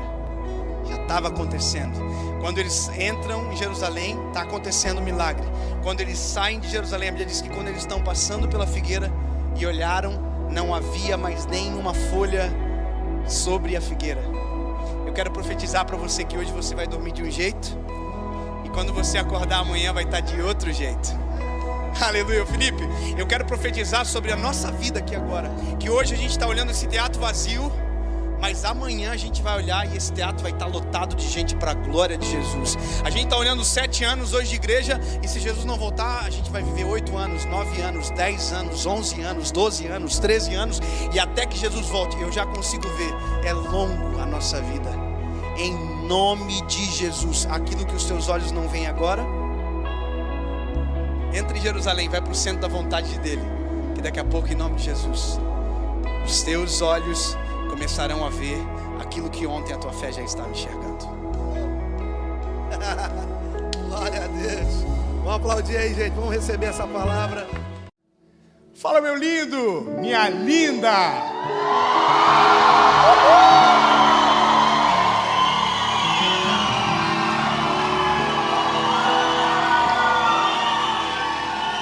Olha, vou explicar algo para você. Ainda não é a série Prioridade, mas essa é uma mensagem que o Senhor vai fazer chegar até você agora. Eu não estou sentado, né? Então não é a série, mas é uma mensagem fora de série. Então eu vou te pedir um favor antes de começar. Se você ainda não é inscrito no canal, se inscreve. Se você estiver vendo pelo... Estou dando uma moral a vocês. Se inscreve, ativa o sininho, curte o vídeo, manda para os amigos, compartilha. E vamos para a mensagem. Que legal, gostei. Oh Jesus, eu te amo, que ideia boa, que alguém deu. Abra comigo, Evangelho de Jesus, conforme escreveu João, capítulo de número 11, versículo de número 1. O tema dessa mensagem é: o projeto fracassou. Nossa, o povo fica assim, ai, que dó. Poxa, eu trabalhei para vir para cá e mensagem desmotivacional. Eu tenho uma boa notícia para você. A palavra é nossa caminhada, então vamos caminhar nela, amém? João capítulo 11, versículo 1 diz: ora, havia um certo homem enfermo, chamado Lázaro, de Betânia, da aldeia de Maria e da sua irmã Marta. O verso 3 diz: portanto, suas irmãs enviaram até ele uma notícia dizendo: Senhor, eis que está enfermo aquele que o Senhor ama, o Lázaro. Olha, a nossa caminhada ela começa de uma maneira simples. Eu quero trazer à sua memória quem são Marta e Maria, para te introduzir na mensagem de uma maneira mais assertiva. Lembra, Marta e Maria são as duas irmãs de Lázaro, que recebem uma visita de Jesus. Essa visita de Jesus, quando chega, coloca as duas irmãs em posições diferentes. Uma é Marta, e a Marta está muito apegada à limpeza da casa, preparar o ambiente, a mesa, organizar as coisas. E Maria não, Maria está apegada na visita. Maria está sentada aos pés de Jesus, desfrutando de cada segundo daquela experiência sobrenatural. Eu não sei você, mas eu fico imaginando qual é o privilégio de você receber fisicamente na sua casa o autor e o consumador da nossa fé. Bom, fisicamente ele não está, mas ele está espiritualmente todos os dias dentro da casa principal chamada eu e você. Ele está aqui dentro, ele não está mais num prédio, ele não vai numa casa, ele está dentro da casa. Apocalipse diz: porque eu estou à porta e bato, aquele que ouvir a minha voz e abrir a porta, eu entrarei e farei morada. Ele não está mais fora, ele está aqui dentro. Amém? Mas a Maria está desfrutando da presença. A Bíblia diz que ela derrama incenso sobre os pés de Jesus, enxuga com os cabelos, a adoração é extravagante. Marta se irrita. Marta vai até Jesus e diz: Senhor, eu estou cuidando da casa, fazendo os afazeres aqui, e ela não está me ajudando. E aí Jesus diz para Marta: ô Marta, a Maria escolheu a melhor parte. Lindo, a escolha é sua. O que você vai viver através dessa palavra? Ou você escolhe ficar na presença do Eterno, ouvindo, vivendo, entende? Ou você está vivendo uma outra realidade paralela. Você pode estar no melhor lugar do mundo e não desfrutar da presença dEle. Ou seja, lindo, a escolha é sua. E se eu estivesse no teu lugar, eu esqueceria tudo. Eu esqueceria quem está lá fora agora, eu esqueceria os problemas, eu esqueceria do que não entrou aqui e focaria naquilo que Deus tem para você. Vamos viver isso junto, amém? Diga comigo: Jesus, Tu és o centro das nossas atenções. Aleluia. Oh, uma boa notícia, vocês escolheram a melhor parte. Amém. É carnaval no Brasil, meu lindo, e tem gente lá fora perdendo a vida agora, vivendo uma vida distante de Jesus, perdidas nos seus pecados carnais. E nós estamos na presença dEle, para celebrar o nome dEle, para receber mais de Jesus. Aleluia! Segunda-feira essa mensagem vai ao ar, vai ter muita gente arrependida assistindo.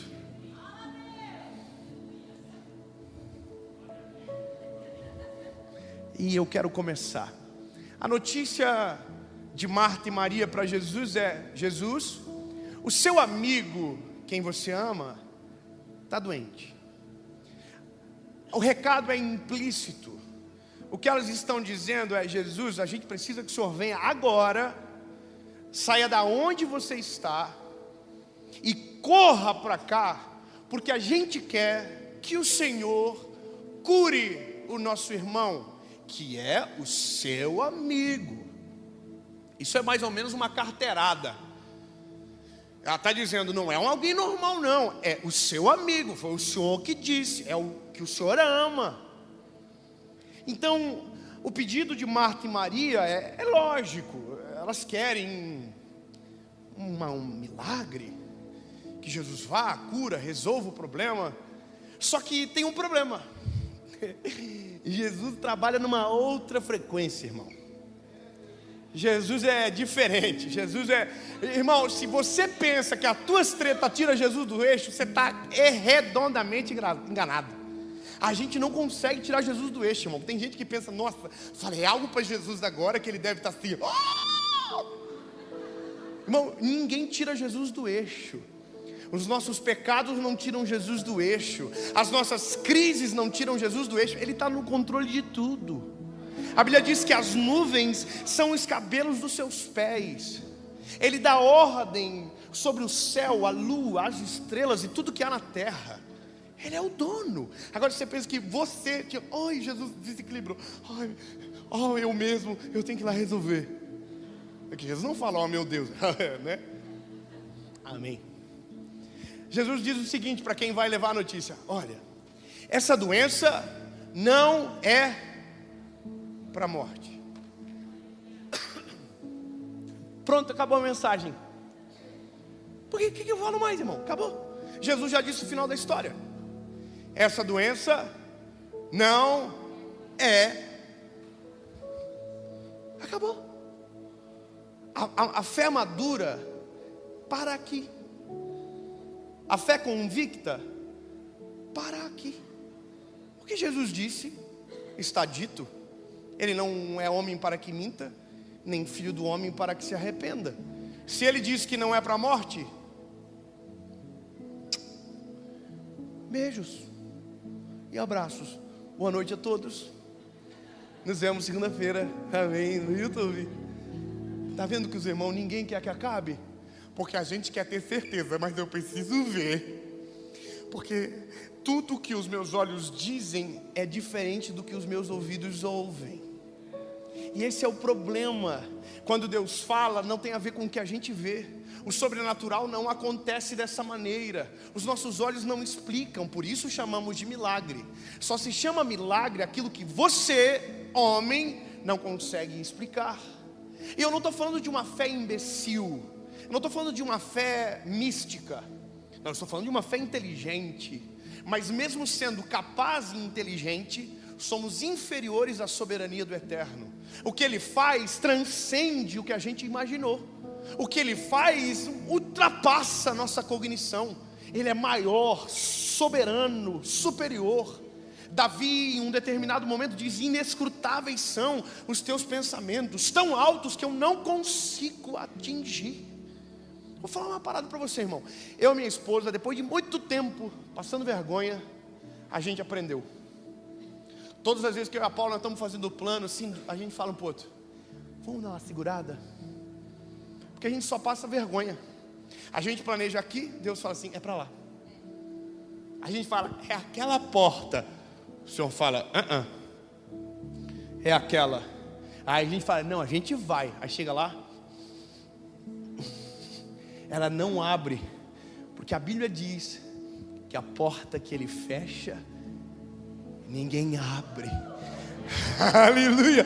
Mas a porta que Ele abre, ninguém pode fechar.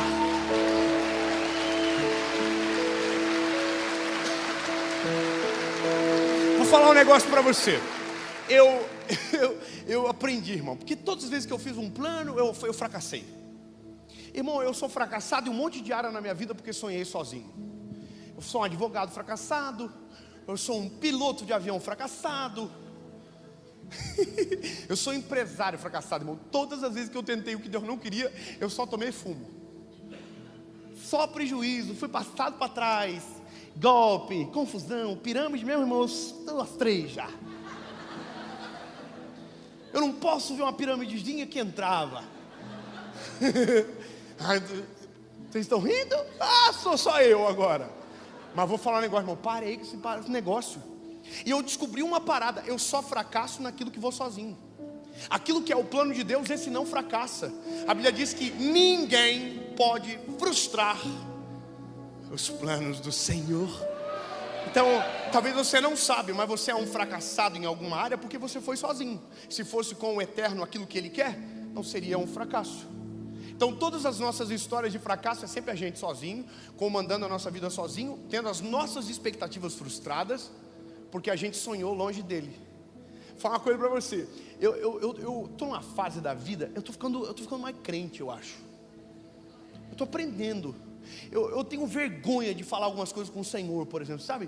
Eu vou falar, aconteceu agora uma coisa engraçada. Eu estava com um plano de fazer uma parada aí, um negócio. Aí contei para um amigo meu. Aí ele falou para mim assim: por que você não ora? Fala para Jesus o que você quer. Aí eu falei: eu vou fazer isso então. E eu tenho dislexia, irmão. Eu começo a orar por um assunto, termino em outro. É loucura. Jesus fala assim: não. Parei de entender, foi 15 minutos. Ainda bem que isso é o som do nosso coração. Então o que eu faço? Eu escrevo o roteiro no caderno. Eu tenho uns motivos para agradecer que eu não posso esquecer. Tenho uns motivos para adorar. Eu tenho o que eu preciso apresentar para Ele. E aí eu vou lendo, vou falando com Jesus. Mas eu escrevi no meu caderninho lá uma listinha de um negócio que eu queria.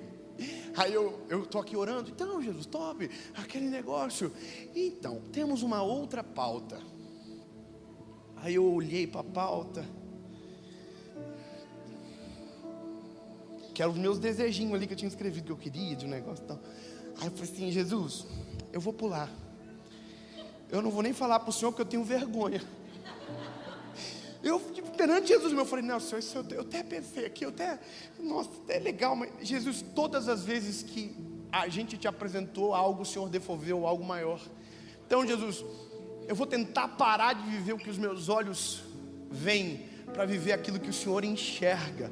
Lindo, a gente enxerga aqui, eu e minha esposa, a gente fala: Deus deve olhar para a gente está orando, Deus olha assim: que bonitinho.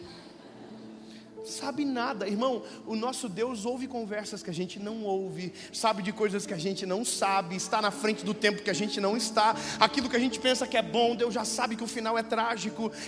Provérbios capítulo 14, verso 12: há caminhos que para o homem parecem bons, mas o fim deles é a morte. Ou seja, o Senhor sabe. Então eu já estou desistindo. Por que eu estou te falando isso? Porque Marta e Maria têm uma expectativa com Jesus que vai ser frustrada. E não é fácil ser frustrado quando nos dói na pele. A Bíblia diz que a notícia chega para Jesus, e Jesus diz para os discípulos, para quem está ali: relaxa, essa doença não é para a morte, não é. Aí o discípulo meio que não entende muito. E Jesus, irmão, está nem aí para a hora do Brasil. Jesus segue no flow dele, curando, caminhando na boa, a multidão apertando ele. Porque na nossa cabeça tinha que ser tipo uma ambulância. Jesus ouviu: o quê? O Lázaro? Corre! Não, irmão, Jesus segue o flow, de boa. Não há nada que Ele não possa fazer. E Deus não respeita o Cronos, Deus está no Kairos. Sabe, existem dois tempos que a Bíblia nos apresenta: o Cronos, que é o nosso relógio, 24 horas, 1 hora 60 minutos, 1 minuto 60 segundos. E esse tempo é falível. O melhor relógio do mundo atrasa segundos a cada 24 ou 36 horas. Existem atrasos. Agora o Cronos, o Kairos, é o tempo perfeito de Deus. Esse tempo não atrasa, não adianta, não muda, é perfeito. Deus opera no Kairos. E essa história, ela se repete na Bíblia. Ela se repete, por exemplo, com Jairo, que chega para Jesus e diz: vai na minha casa, minha filha está morrendo. E no meio do caminho, mesmo Jesus dizendo que a doença não era para a morte, a Bíblia diz que a menina morre, porque parece que Jesus está atrasado. Se você ler os evangelhos de maneira sistemática, você vai ver que antes de tudo, Jesus diz para os discípulos o que ia acontecer. Jesus diz: eu vou morrer, e ao final do 3º dia eu vou ressuscitar. Irmão, eu não sei você, mas eu estou numa fase da vida que eu ia fazer maior fiasqueira no velório do mestre. Todo mundo ia estar chorando e eu ia estar assim: relaxa. Ele falou com nós. Isso aí, 3 dias. Marca aí, 3 dias o homem está de pé, resolvendo a nossa vida. Ele é o Cordeiro de Deus. Ele é o sacrifício vivo. Ele é a obra perfeita, sem pecado. Ele vai ressuscitar e nós vamos ser salvos. Imagina, vamos pegar o Pedro e falar assim: ô Pedro, burro, negou. Relaxa, ele vai ressuscitar. Ô Judas, para, besteira, ele vai ressuscitar. pegar o Tomé que não acreditava e falar: Tomé, para. Você entende? Se a gente tem uma palavra, a gente não duvida dela, a gente vive pela palavra. Estava falando com o Felipe agora ali atrás. Ele falou para mim: como é que faz para ter certeza que o terceiro vai vir? Ele, no caso, um menino, e o meu veio uma menina. Eu falei para ele: Deus falou comigo, irmão. Eu estava um dia num lugar e uma irmã me entregou uma mensagem profética e ela disse: quando vier a terceira semente. Ela parou e falou assim: escute bem, a terceira. Eu queria. Aí outra pessoa foi orar por nós e orando por mim, pela Paula. A Paula grávida, ele não sabia. Ele disse: eu não sei, mas enquanto eu oro por vocês, eu vejo uma menina correndo em volta de vocês. E aí eu já chamava de Serena. E a minha mãe, irmão, desesperada: minha mãe, mas meu filho, se não for uma menina. Que mãe preocupa mais, né? Eu falei: mãe, Deus falou, mas acho que Deus mente. Aí eu ia pro emocional dela. Ela falou: não, eu não estou falando isso. Eu falei: então, pelo amor de, né? Para de me oprimir, mãe. E aí, irmão, o dia que nós descobrimos, vocês viram, né? Oh, gente, tá lá, vai fazer um ano agora. E Jesus falou. Não tinha exame, não tinha médico, não tinha beta-HCG, não tinha gestação, mas Deus já falou: é uma garota. Ele já viu, ele já sabia, ele conhecia ela.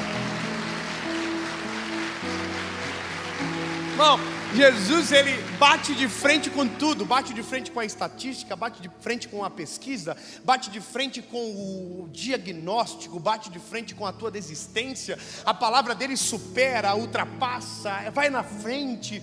Eu não sei te explicar, eu só consigo te dizer: irmão, nenhum plano de Jesus pode ser frustrado. Nós só nos frustramos porque fazemos sozinho. Criamos expectativa. A gente, irmão, se construísse a arca agora, nós ia fazer cômodo a mais. Porque a gente gosta de dar palpite. Não, senhor, coloca um quartinho aqui para zarara verde, muda aqui para zarara azul. Nós ia fazer um cine. O quê? Abrir o mar vermelho na nossa geração? Nós ia falar: não, senhor, com esse tamanho aí não dá para passar todo mundo rápido, não. A gente, irmão, a gente é assim. Ô, irmão, hoje geração difícil a nossa. A pós-modernidade trouxe para nós algumas consequências que são muito terríveis. A individualização. Gente que tem milhares de seguidores não tem um amigo para ligar de madrugada. Entendeu? O pluralismo de ideias. Ninguém acredita em nada e acredita em tudo. Sabe? Nada mais é absoluto. Lindo, tem coisas na Bíblia que não muda. É absoluto e acabou. Você não pode mudar. Não dá para viver o teu evangelho. Não dá para viver a tua Bíblia. A Bíblia é a mesma para todo mundo. É óbvio que Deus sabe falar com cada um de jeitinho diferente. Quem é pai aqui sabe. Eu tenho 3 filhos, cada um é um jeito. Um tem um modo drama, o outro tem um modo mais sereno, e o outro tem a tempestade, que é a última, que é a nossa chefe. Ela foi promovida agora, ela manda em todos nós. Os 2 filhos meus agora voltaram para a aula. O primeiro é o João, a minha esposa no menininho. Eu falei para ele: filho, semana agora vai voltar das aulas, acabou as férias, beleza? Ele falou: tá bom, papai, só tem que comprar minha bag, porque estragou. Falei: perfeito, papai vai comprar para você, relaxa. O segundo, irmão, a mesma coisa, diferente, que ele é dramático, irmão, ele já... Irmão, eu estou brigando com um, o outro está falando assim: papai, eu quero que o senhor saiba que eu jamais faria isso. Ele parece um Minion, irmão, ele tem 2 anos, vai fazer 3, ele é um Minion. Irmão, se eu filmasse ele, virava o Big Brother mais legal de todos. É muito engraçado. Aí eu cheguei nele e falei: Noah, pai, queria saber, como está sendo as tuas férias? Top, pai. Falei: e aí, é legal brincar com os amigos? Aham. Eu falei: pois eu preciso te falar uma coisa. Ele: o quê, pai? Eu falei: os teus amigos do colégio estão morrendo de saudade de você. Ele: sério? Eu falei: eu vou te levar segunda-feira para brincar com eles. Ele: irmão, a mesma notícia contado de maneira diferente. Ou seja, Deus sabe como tratar com a gente. Mesmo assim, tem coisas que a gente não quer entender. Tem coisas que a gente não quer ouvir, tem nãos que a gente não quer. E eu vou te dizer, irmão, Deus, antes de dar um sim, te deu 100 nãos. E às vezes você nem viu. A porta que Deus fecha é para você parar de improvisar. A porta que Ele tranca é para você parar de se meter. É para você parar de dar palpite. Deus tranca a porta e só, ai, nossa Senhor, errei, né? De novo. Senhor, pois é, né? De novo. É as nossas expectativas que destroem a nossa fé. Sabe? A Marta e a Maria querem algo de Jesus e Jesus tem algo diferente para elas. Aí a Bíblia diz que numa certa altura do campeonato, o Lázaro partiu dessa para o melhor. Faleceu. E aí levaram a notícia para Jesus. Jesus, o Lázaro morreu. Aí Jesus falou, não, o Lázaro está vivo. E os discípulos estão pensando assim,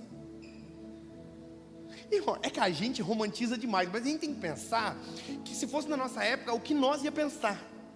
Que nós somos tudo igual. Irmão, se a gente está no meio, a gente fala assim, ai,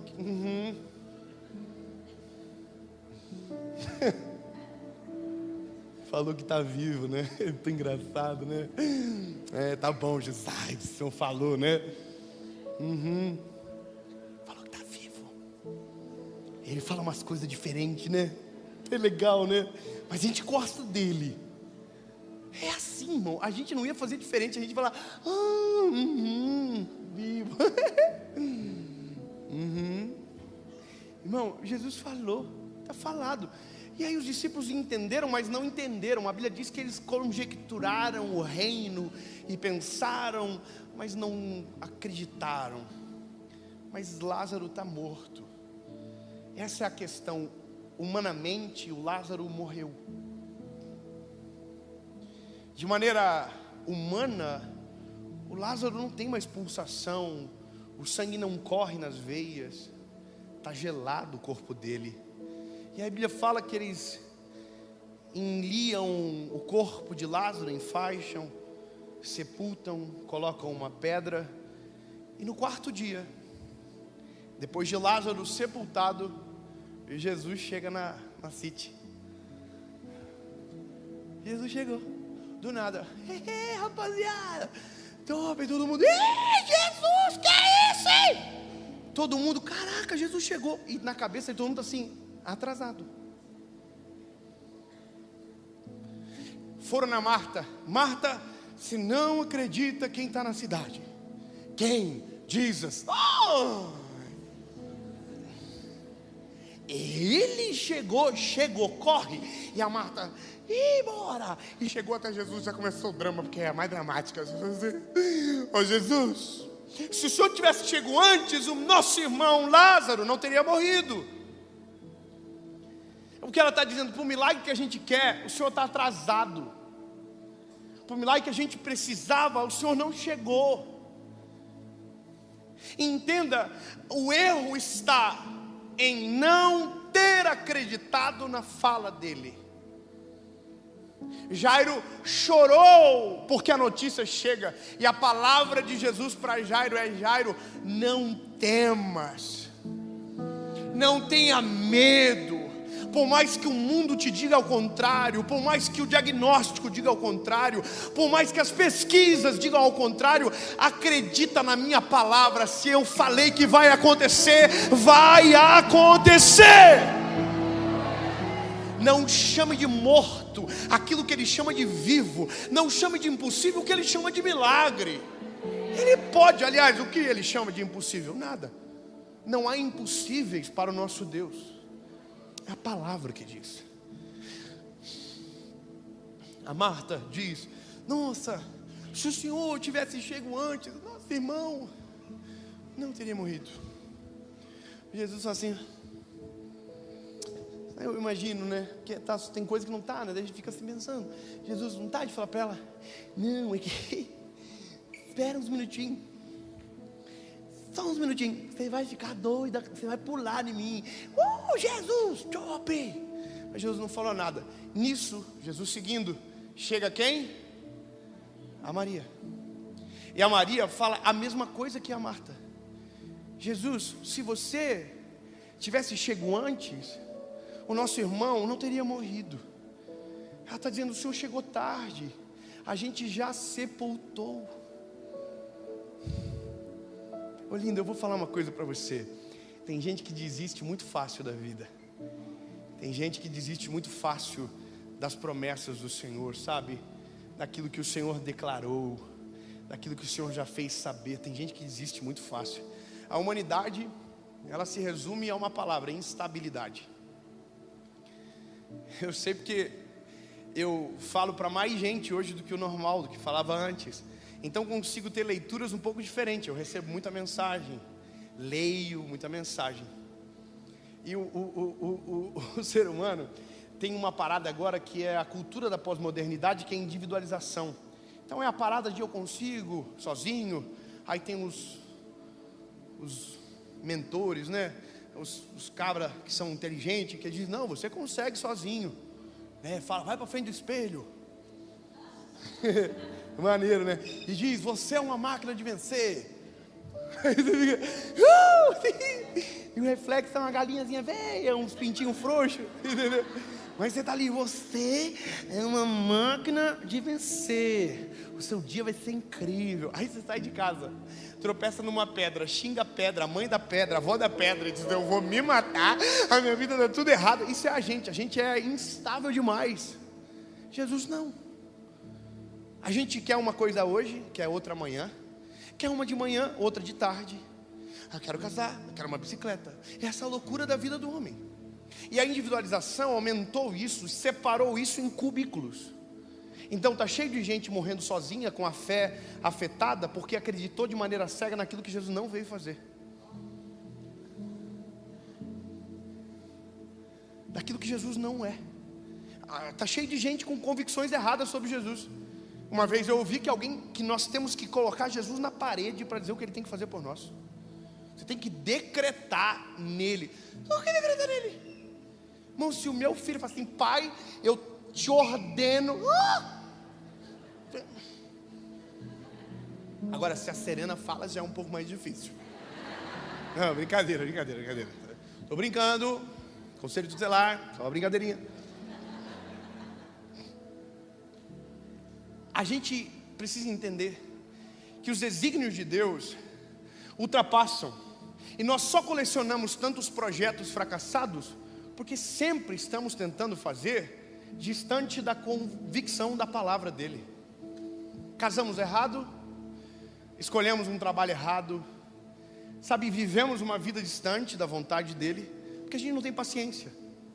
Porque a porta não abre, a gente chama um chaveiro para abrir. Sabe, a porta tranca e a gente mesmo assim fica sentado na porta. Irmão, a gente tem que acordar rápido. Eu de verdade queria que o chip de maturidade de homens de Deus que andaram muito mais que eu fossem colocados dentro da gente. Que viesse. Imagina, você pegar a maturidade de um homem que viveu 80 anos com o Senhor e colocar dentro de você, a nossa vida ia ser muito melhor, porque a gente vive dando com a cabeça, irmão. Eu vou falar para você, eu já tive tanto conflito com Deus nessa parada, que eu acho que Deus já não me aguenta mais. A última que Deus falou comigo, ele falou assim, sai da minha frente. Eu falei, eita, estou saindo. Eu estou tentando um negócio, Deus está falando, não vou fazer, eu estou tentando. Chegou na última casa que eu estava tentando alugar, Deus, eu entrei no carro, o Senhor falou assim, pelo amor de mim mesmo, sai da minha frente. Aí minha esposa entrou no carro, eu falei, Deus falou comigo, mas não é tão legal. A Paulo, o que ele falou? Para eu sair da frente dele. Aí a Paulo falou assim, pois vamos sair? Vamos. Irmão, é a melhor coisa quando a gente sai da frente dele. É a melhor coisa. Aí, irmão, resumindo a ópera, a Maria está... E a Bíblia conta que quem estava em volta murmura. Fala assim, bom, não era ele o que cura leproso, paralítico? Como que não curou o amigo dele? Se ele tivesse chegado antes, o Lázaro não teria morrido. Todo mundo chorando. Aquela cena dramática. E a Bíblia diz que Jesus também chorou. João capítulo 11, 35 diz que Jesus interrompe o circuito de fala para um choro. E não é o choro nosso, não é o choro de fragilidade, não é o choro de impotência, é o choro de empatia. Era Marta e Maria chorando, amiga dele. Ele sente o que a gente sente. Irmão, eu quero que você saiba que o Deus que você serve não é apático à sua dor. Eu vou falar de novo.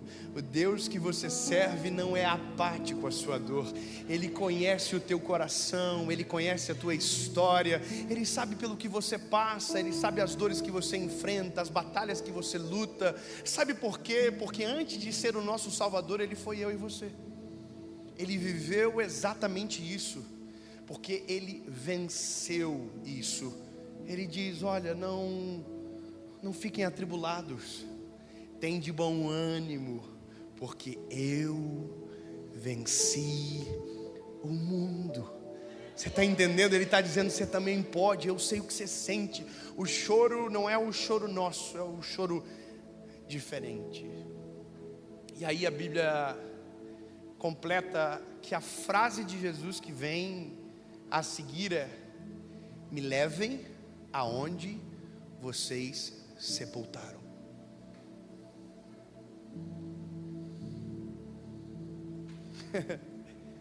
Não? Vamos de novo. Jesus diz para eles: por gentileza, me levem aonde vocês sepultaram.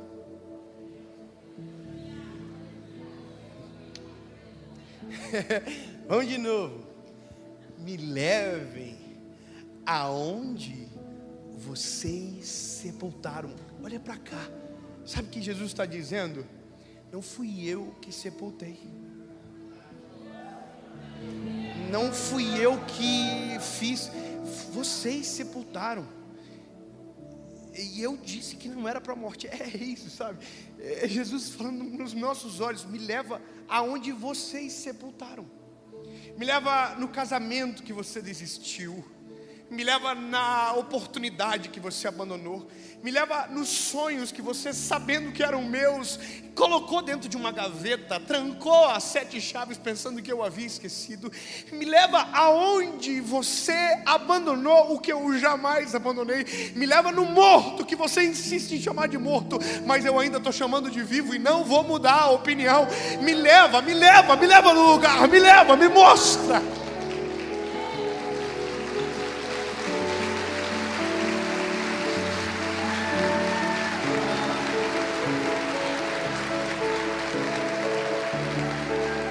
Sabe, refaz o caminho aonde o cortejo passou, e agora eu vou junto, me leva junto. A pergunta é, na nossa cabeça, é: o que Jesus quer com isso? Sabe, qual é o propósito disso? E aí, eu confesso para você que demorei muito para entender que o Kairos é surpreendente e o Cronos é previsível. Quem vive pelo Cronos vive uma vida previsível, sem graça. Agora quem vive no Kairos de Deus vive tendo surpresas extraordinárias da parte do Senhor. Zé, como é aquela música? Eu vou chegar depois. Eu vou mostrar pra quem achou que terminou. Eu vou deixar pensar que o projeto falhou. Eu vou chegar depois, só pra impressionar. Eu tô montando um contexto porque eu quero impactar e já levo.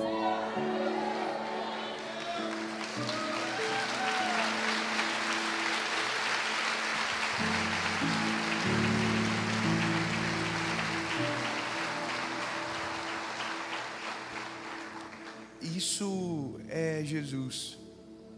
Sabe, quando nós nos encorajamos e decidimos entregar a nossa vida na mão de Jesus, os nossos planos, os nossos sonhos, os alvos, os pequenos alvos que nós julgamos ser grandes, quando entregamos na mão do Senhor, começamos a desfrutar de um tempo de novidade. Porque viver o plano de Deus é viver além da nossa capacidade de sonhar.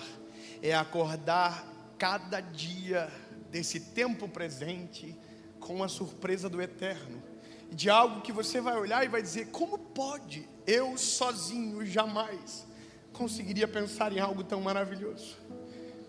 E é isso, eu entendo que a cada dia que passa desisto mais de viver o que penso para viver o que Deus já pensou, o que Deus já desenhou, o que Deus já escreveu. Minhas expectativas não se comparam ao plano dele, não se comparam ao que ele pensa, não se compara com o caderninho dele. O caderninho dele, irmão, é sinistro. O nosso é fraquinho, tem pouca página, pouca visão, pouca compreensão. Agora o dele não, o dele é perfeito, tem a história completa, o antes, o depois. A Bíblia diz que ele nos conheceu antes de nos formarmos no ventre da nossa mãe. Irmão, a gente está discutindo quando se dá a vida para falar de aborto. Vai para a palavra, a vida deu antes de você existir. O Senhor já sonhou você, já pensou em você, você já era um plano perfeito dele. Você está entendendo? Ele já viu. Ele já viu. Bom, me leva onde vocês sepultaram. Todo mundo vai com aquele climão estranho, sem saber explicar o que está acontecendo. E aí Jesus chega lá. Irmão, de verdade, eu queria ser uma mosquinha atemporal para poder ir lá e voltar aqui para contar para vocês. Tem algumas coisas que eu quero chegar no céu e eu quero tirar limpo. Não, irmão, estou falando sério, mandar na real para vocês. Eu leio a Bíblia e eu sou o tipo de gente, irmão, que eu não consigo ficar quieto. Eu preciso sair e contar para alguém o que eu vi. Irmão, eu estou lendo hoje Gênesis. A Bíblia diz que o Senhor Deus, quando o povo estava prestes a atravessar o mar, tirou a nuvem da frente e colocou atrás do povo. No lado do povo era luminoso, no lado do Egito era sombrio. O que Deus estava fazendo? Deus estava cobrindo o povo do passado dele. Deus estava escondendo o povo do passado para que então o povo fosse rumo ao futuro. Eu já estou assim, ai meu Deus do céu. Liga para a esposa: Paula do céu, você não acredita? E a Paula já está assim, que ela já recebeu 100 ligações dessa no último mês. Irmão, eu quero chegar para Moisés. Eu quero perguntar, conta como era a nuvem. Conta. Eu quero chegar para Pedro. Falar: Pedrão, conta para mim o peixe, Pedro.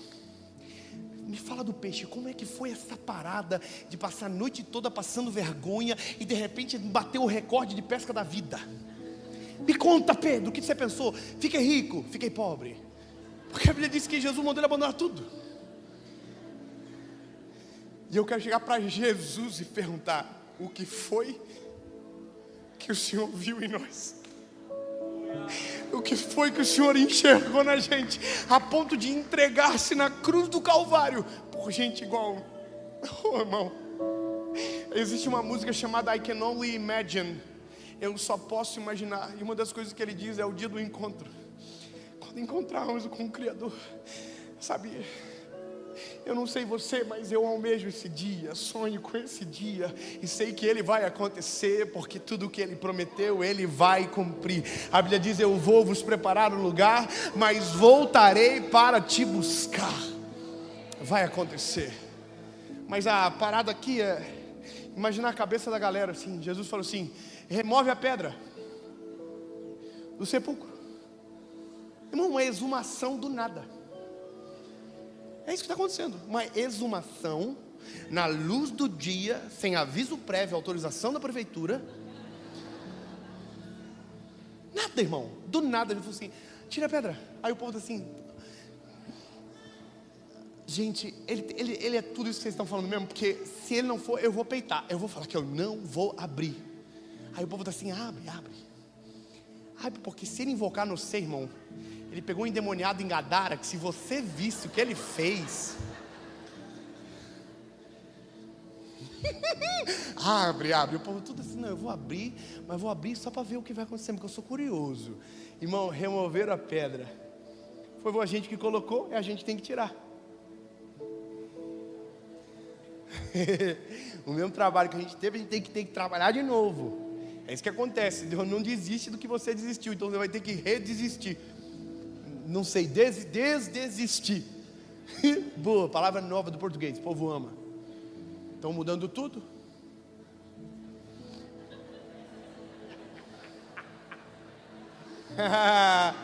Mexe com nós, irmão. Pode mudar para os outros, para a gente nunca vai mudar. Nosso manual não é a ortografia, nosso manual é a palavra. Esquece, irmão. A Bíblia que eu acredito diz que as portas do inferno não prevalecerão.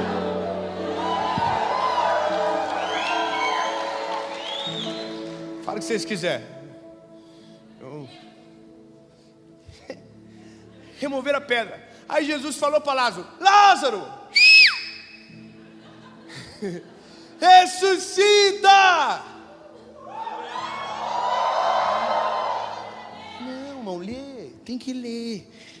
Para de ser cabeçudo. Tem que ler. Porque se Jesus diz ressuscita, a palavra que ele disse no começo cai por terra. Porque o que ele disse? Ele não está morto. A doença não é para a morte. Ele não está morto. Então como eu chamo alguém de morto agora? Você dizer ressuscita, eu tenho que reconhecer que está morto. Ah, irmão, Jesus é maravilhoso. Como diz meu filho, maravilhoso. Ele olha para dentro e diz: Lázaro, vem para fora. Bora, Lázaro.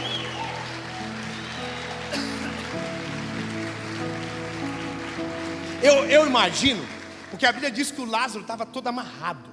Eu imagino que deve ter dado uns segundos assim de tensão. Entendeu? Que deu tempo para quem é fofoqueiro fofocar. Entendeu? Falou: tá vendo, Marilene? Falei que esse homem era maluco. Olha aí, ó. Chamou para fora, não saiu ninguém. E o cheiro? Você sentiu o cheiro que tá já? Porque aqui na Galileia dá um calor absurdo, né? Galileia, nem sei se está na Galileia, até agora inventei. Mudei a geografia do túmulo e nem sei. Deus me ajude, se for errado, o Senhor me complique. Irmão, resumindo a ópera, a Bíblia diz que o Lázaro saiu para fora. Pô, irmão, poxa, obrigado, irmão. Deus o livre. Estava 4 dias o homem deitado lá. Lázaro saiu para fora.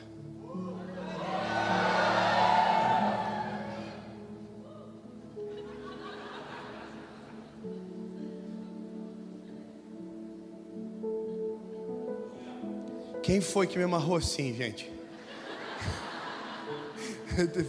Quem foi que me amarrou? Jesus devia estar assim, ó. Olha, Lázaro, eu falei que... Eu avisei. O povo aí que é desconfiado no mundo. Marta e Maria, essas horas, irmão, deve estar assim: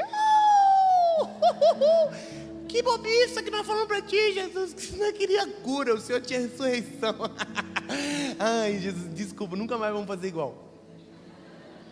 Porque é assim que a gente fica quando o nosso plano é frustrado e o plano que vem a seguir é maior do que a gente poderia imaginar.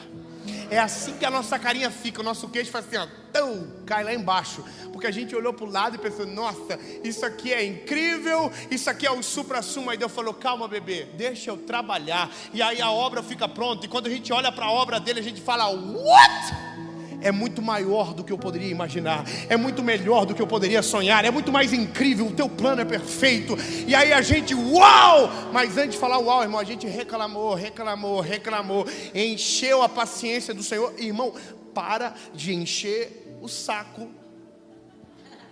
E confia. O que ele disse? Vai acontecer? Vai acontecer. Ah, mas a pesquisa.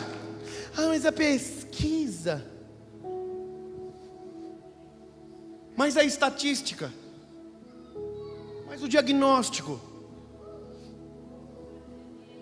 Deus falou, está falado.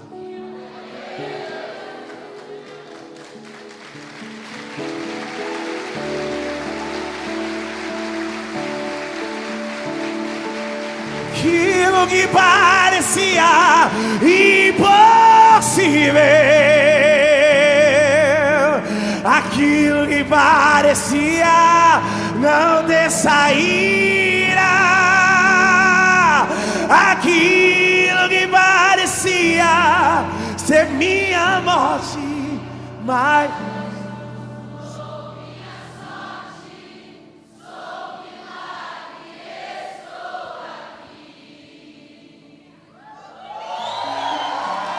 aqui.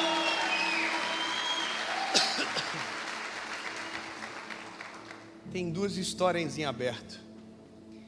Tem a do Jairo e a do Jesus. É uma engraçada falar assim, né? Do Jesus. Tem a dele, do chefe, do Big Boss. A do Jairo, você já sabe, Jesus entrou na casa onde a menina estava dormindo. Que bom que vocês sabem. Falou, acorda menina. Tipo a Ana Maria Braga. Me perdoa, perdão.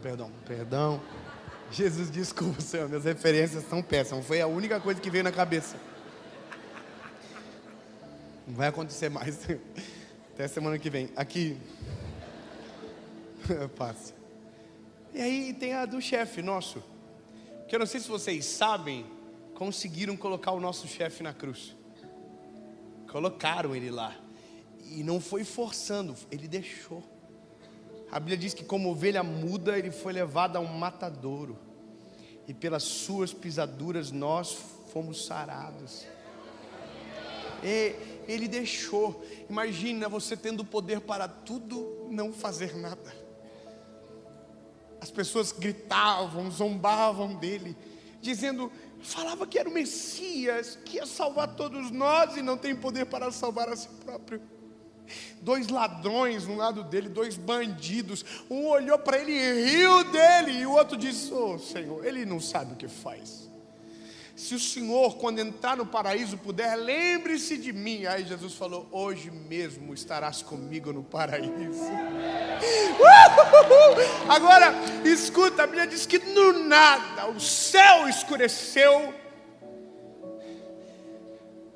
e ouviu-se um grito da cruz, está consumado. O Cordeiro de Deus varreu o pecado de uma vez só. O que o sacerdote precisava todos os anos, ele fez de uma vez só. Se você ler Hebreus, a carta de Paulo aos Hebreus, e você começar a ler sobre o sacrifício, o que Jesus fez em uma coisa só, que o sacerdote precisava fazer de maneira copiosa. Se você ler sobre o Monte Sinai, que ninguém poderia subir, não poderia tocar nos limites, e hoje está disponível para nós a glória do Eterno, sobre todos nós, um sacrifício. A Bíblia diz que rasgou o véu do Santo dos Santos dentro do tabernáculo de alto a baixo. Acesso, salvação. Mas aí a Bíblia diz que ele morreu, irmão. E que Salvador é esse que morre? Que Salvador é esse que morre no final? Ai, que bom. Eu gosto do rostinho dos irmãos que tem vontade de dar spoiler. Eles ficam assim, ó, mas ele está vivo.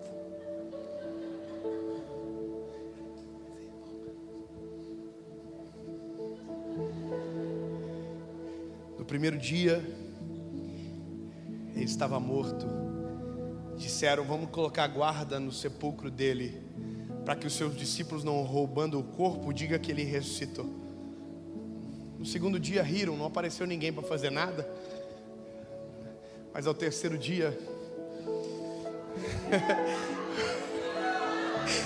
os anjos do Senhor desceram, os guardas foram atordoados, a pedra foi removida, e o nosso Salvador, que vive e reina para sempre, ressuscitou,